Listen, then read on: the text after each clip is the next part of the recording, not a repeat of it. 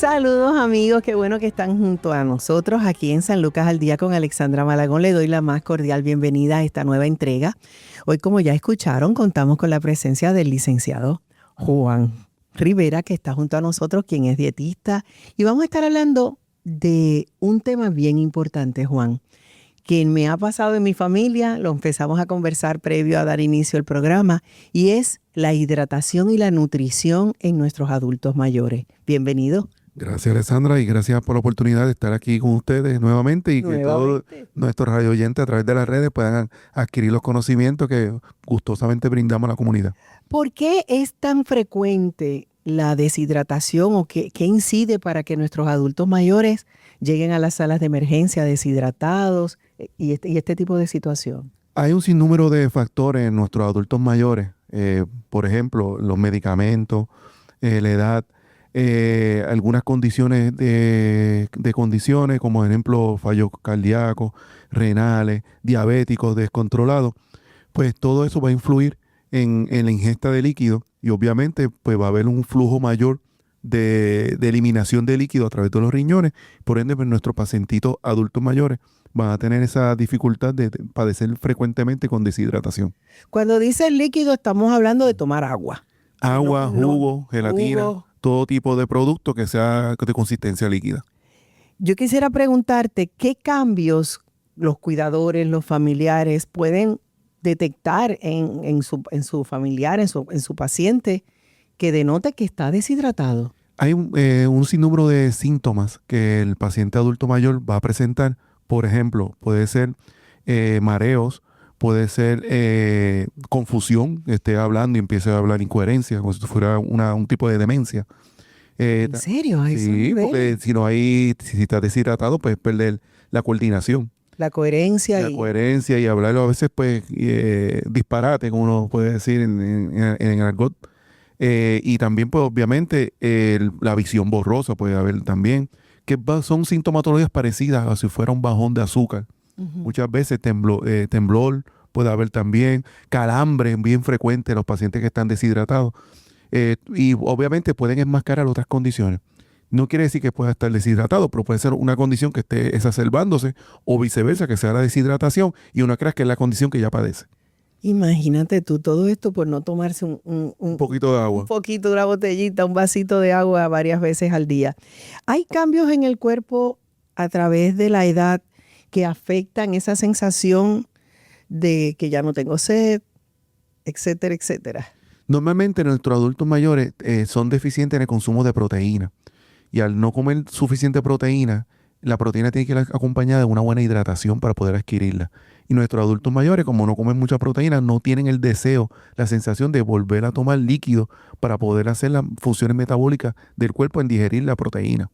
Cuando hablamos de proteína, estamos hablando, para que la gente vaya entendiendo, muchos sabemos, pero qué alimentos, qué se supone que les dé la proteína a este adulto mayor, que tenemos que incluir en esa dieta. Normalmente la proteína la adquirimos con las carnes, pollo, pescado, cerdo, y obviamente pues la función... Huevo también. Huevo también, los granos, la almendra, pistacho, nueces. Pero es importante adquirir agua para poder metabolizar eso. Por ende, nuestro adulto mayor, ya que tiene una deficiencia de proteína, va a tener también el riesgo de padecer deshidratación si no toma agua. Y cuando dices que después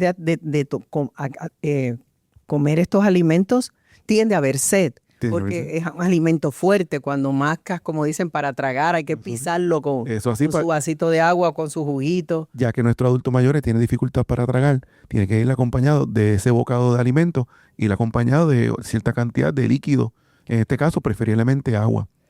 ¿Qué condiciones de salud, qué medicamentos podríamos decir que pueden aumentar este riesgo de deshidratación severa en adultos mayores? Muchos diuréticos como el Laxi, etcétera, muchos medicamentos de la alta presión tienden a tener como factor o como etiología eliminar, bajar las presiones, eliminando líquido. Y obviamente esto tiende a haber una mayor frecuencia de que el paciente tras que ya no está tomando tanto líquido, el medicamento lo está forzando al poquito líquido que tiene, eliminarlo más y nos está tirando deshidratación. Estamos hablando de diuréticos, como bien dices, y medicamentos asociados a la presión. A la presión. No a la diabetes, porque sí, mucha gente tiene... Sí, hay medicamentos para la diabetes que su función para eliminar el azúcar en el cuerpo es a través de eliminando el azúcar a través de la orina. Pero esto entonces es bien peligroso, porque si yo le estoy dando las pastillas a mi mamá y obviamente, como hemos dicho, la gente el agua, somos muy pocos los que disfrutamos ese vaso de agua. Yo lo hago en la mañana. Juan, yo he leído muchas cosas al particular y esa botellita de agua en la mañana en ayuna, y si puedes exprimirle un limón, tú que eres experto, es un consejo extraordinario, porque así el organismo, especialmente se limpia, es como que despierta. Es como si le hubiese dado una ducha. Un boost al cuerpo con una simple botella de agua. Claro. Y es importante también, como estás mencionando, por la mañana tomar tu botellita o 2 botellitas de agua de 8 onzas y por la tarde o antes de dormir, tomar agua. Lo que pasa es que nuestros adultos mayores, como tienen medicamentos, como te mencioné previamente, para controlar la presión o para eliminar algún tipo de líquido, pues va a tener frecuentes levantadas durante la madrugada para ir al baño. Y por no querer estar levantándose. No me toman agua. No me tomo agua. Y los medicamentos de diabetes, muchos de ellos eliminan el azúcar a través de la orina. Y obviamente, pues van a tener esa frecuencia, esa sensación de ir constantemente al baño. El denominador común de la gente dice que hay que tomarse 8 vasos, una rumba de vasos de agua, que realmente uno lo ve como... ¿Cómo voy a tomar tanta agua? ¿Es realmente el número 8 o el número 6 de vasos de agua lo que requiere el cuerpo? ¿O podemos llegar a un happy medium de que en cada comida, de que al momento de levantarnos? ¿Cómo podemos aconsejar para crear ese hábito, establecer esta rutina como la hacemos en otras actividades que realizamos al día, en nuestro cotidiano, para poder llegar al nivel de hidratación que requerimos? Sí, el concepto de 6 vasos o 8 vasos de agua al día es una base que se estableció para tener un control de las cantidades que el paciente necesita. Es un promedio. Pero en realidad, si el paciente puede tomar más de esa cantidad, es recomendable siempre y cuando su médico lo haya evaluado y no tenga una condición que sea contradictoria al consumo excesivo de líquido, en este caso agua. Por ejemplo, como una insuficiencia, los fallos cardíacos. Pues ahí tenemos un problemita, y los pacientes renales tenemos que tener un control, porque en el dializado se va a ver afectado aquellos que reciben diálisis. Que ya son unas condiciones extremas. En particulares. Pero el denominador común de todos nosotros, que aunque no seamos adultos mayores, los mismos cuidadores también tenemos que tener que cuidarnos e hidratarnos. Yo quisiera preguntarte, una de las cosas que sucede constantemente en el adulto mayor es la disminución del apetito. Se ponen changuitos, es como empiezan a comer poquito, y por eso a veces vemos que empiezan a perder masa muscular, que se ven más frágiles. ¿Cómo afecta todo esto a nivel nutricional y en la hidratación, esa falta de apetito? Eso es un concepto normal. Una vez nosotros alcanzamos la adultez mayor, la ingesta calórica, la necesidad de energía va disminuyendo. Obviamente lo que usted consumía a los 20 o 30 años no es la misma cantidad que va a consumir a los 60, a los 70. El cuerpo no necesita tanta energía, tantas calorías para poder procesar el día a día y lo que hacer es que uno realiza. Y obviamente cuando uno está adulto mayor es un poquito más sedentario, no está tan activo, laborando, para arriba. Están retirados. No tienen el estrés de los muchachos, de la escuela, etcétera. Y obviamente en ese concepto, pues el paciente adulto mayor no necesita tanta ingesta calórica, el apetito se ve afectado un poco, pero es porque no necesita tanta ingesta calórica. Y no comen y tampoco beben. No come, obviamente no tiene apetito. Si no estás comiendo, no tiene la necesidad de consumir alimentos, o en este caso los líquidos, para poder digerir esos alimentos. Hay una realidad en nuestro país que es muy triste y lamentable, y la vemos constantemente en las noticias, que es estos adultos solos, estos adultos que están solitos en un hogar, a veces en condiciones deplorables. Afecta esa soledad, el estar solito, lo que se requieran para ellos. O sea, ya al estar solo, ellos mismos dejan de hacerlo, porque no es lo mismo que te lo estén dando. Claro, la depresión, estar solo, no tiene necesidad de cocinar, estás solito, no vas a cocinar para ti. Empiezan a Muchas veces comer comen cualquier cosita enlatada que es alto en sal. Obviamente, si es alto en sal, que va a tener galletitas, más cositas. retención de líquido, no te va a dar sed. Muchas veces comen cosas con sal y no les da con la sensación de tomar agua. Y obviamente están con el aire acondicionado también. La depresión, no tiene un familiar que le pueda cocinar, a veces no son diestros para cocinar. Obviamente, si no tiene la necesidad de consumir algún alimento, pues no va a tener la ingesta calórica adecuada para metabolizar esa comida. ¿Y qué tipo de alimentos, en tu experiencia, Juan, podíamos recomendar Ujú. para... Muchos de los adultos mayores reciben incluso las comidas a veces hasta de vecinos, Así. de cuidadores, de centros en los que participan. O sea, hay una realidad muy triste con el adulto mayor en Puerto Rico que realmente no está cuidado como debería ser, Así. pero eso ya esos son otros temas, 20 pesos. otros 20 pesos. Pero, ¿qué podemos recomendar? O sea, es que además de sea bueno nutricional, también hay alimentos que aportan agua, hay frutas que aportan Eso agua al así. cuerpo. Quisiera que abundaras como experto en cómo incluir en esta dieta a nuestra abuelita, a nuestra mamá, que estemos cuidando, para a su vez proveerle un poquito más de ayuda si no está tomando mucha agua. Claro, Alessandra. Aparte del líquido, hay, por ejemplo, frutas y vegetales que aportan una cantidad de líquido sustancial. En este caso, lo que son las sandías, el melón, especialmente el melón de agua. Y hay varios tipos de melones y son deliciosos y para estos Todos aportan, calores. pero si de entre los tres, que es el cantaloupe, el honeydew y el de agua, normalmente el melón de agua, el coloradito verde por fuera, pues ese aporta mayor cantidad de agua. Y ese se consigue fácil. Sí, aquí en Y Puerto Rico además sembramos. bien económico. Y aporta muy buena cantidad de líquido. Igualmente las chinas, aunque son cítricas, aportan una cantidad de líquido también sustanciable. Dicen que la berenjena también. La berenjena muy buena también, aporta una cantidad de líquido como tal, siempre y cuando pues no lo mezcles con bacalao y haga unas berenjenas con bacalao. Que eso es Porque ahí está buenísimo. la sal. Ay, por Dios, no me las menciones que a mí me quedan bien ricas. Eso así, pues entonces ahí la aportación de sal pues nos limita un poco en la ingesta y la retención de líquido. Así que si usted consume, como la recomendación que siempre ha dado el Colegio de Nutricionistas y diferentes entidades relacionadas a la nutrición, que se consuma entre vegetales y frutas 5 veces al día, usted va a adquirir una cantidad promedio de líquido o de hidratación en el paciente. Al igual que la sopa, los consomés, Eso, todo este tipo de cosas. Hay que ponerse un poquito creativo porque realmente, te lo digo por mi experiencia con mi mamá, con mi suegro, se ponen changos eso así. y es bien difícil lograr un nivel nutricional. También estos sustitutos que se anuncian, que son estas batidas, todo este tipo de cosas, ¿las recomendarías? Sí se recomiendan estos suplementos nutricionales, aportan vitaminas, nutrientes, calorías, proteínas. Lo que pasa es que le va a costar un poquito más al cuerpo separar ese soluto, ese particulado de vitaminas y minerales y sacar el agua, extraer el agua de ahí. Ok, Y o si- sea que aunque sea un líquido que está tomando una batida, no le está aportando hidratación. No sustituye lo que es el agua. El agua. Y entonces el agua debe ser la mayor % de líquido al día que usted debe consumir. Me explico. Si la recomendación son 8 vasos de agua al día, como lo que estamos estableciendo, llevamos tiempo estableciendo eso, pues por lo menos 6 vasos deben ser agua clara. Y Sí, o sea que hay que darle ¿de cuántas onzas estamos 8 hablando? onzas. De 8 onzas. El equivalente a una botellita de esa Una regular de agua. botellita regular de agua, o en realidad pues serían 4 Nikini. Bueno, sin mencionar la marca, pero 4 botellitas de 16.9 onzas. Es bastante. Es retante cuando estamos cuidando pensar que tenemos que literalmente obligar a una persona.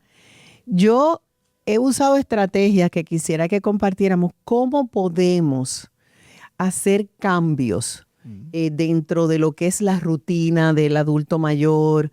Quizás, no sé, empezar siempre el día para poder, ¿cómo hacemos para poder introducir tanta agua en alguien que no quiere tomar agua, alguien que no tiene sed? O sea, ¿hay alguna estrategia que ustedes nos pueden brindar? Sí, normalmente cuando el paciente está limitado en consumir agua como tal, lo que hacemos es que hacemos un negocio con el paciente o con el familiar de que si le va a dar 4 onzas de jugo, que es lo que normalmente está tomando como líquido, Porque tiene mucho azúcar. entonces También. le eche esas 4 onzas y le eche 1 onza de agua o le eche más cantidad de hielo O sea que se diluye diluya. y forzar esa onza o 2 onzas de líquido Adicional. adicional a lo que es el jugo. Y Ese- así va forzando un poquito la ingesta de líquido. Yo recuerdo de niña que siempre cuando tú comías, incluso en los restaurantes aquí, siempre te ponen tu vaso de agua y es por una razón. Eso O así. sea, no es solamente para estar en la mesa, aunque mucha gente tú lo ves sudadito y se queda ese vaso ahí. Me gusta mucho esa idea de quizás diluir ese jugo, que ellos van a preferir un jugo que a una botella de agua, echarle hielo.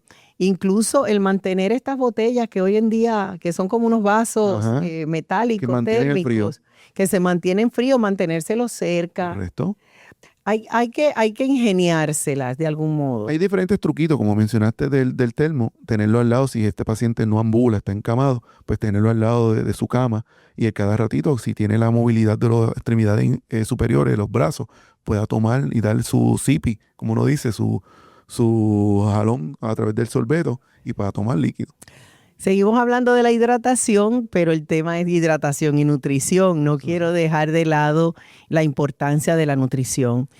Al principio hablamos de que hay un alto grado estadístico de desnutrición en nuestros adultos mayores y muchos lo vemos gorditos, pero eso no necesariamente quiere decir Que esté saludable. que esté saludable o que esté adquiriendo.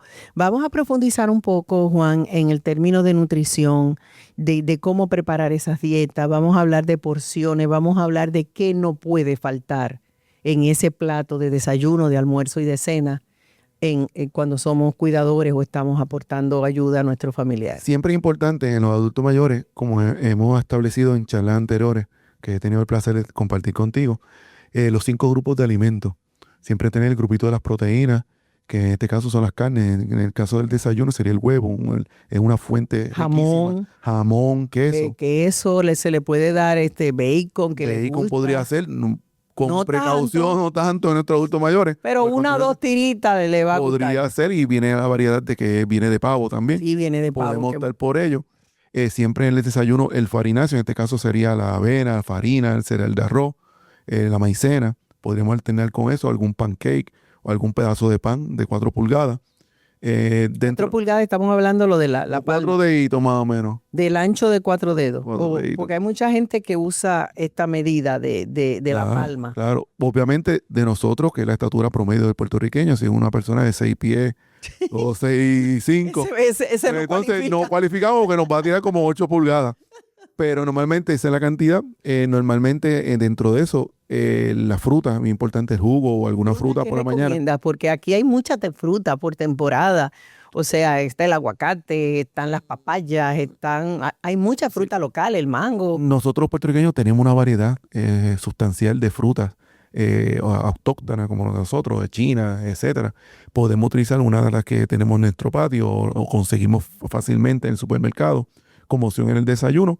Y obviamente la parte de los lácteos, que aunque esté en las cremas, si usted consume crema, siempre como el puertorriqueño no puede faltar el café con leche, pues ahí tenemos la otra opción de lactosa. Y esa leche, obviamente leche entera. Puede ser entera siempre y cuando no tenga una condición cardiovascular, que entonces tengamos que optar Requiera que por la sea. 2% o la reducida en grasa.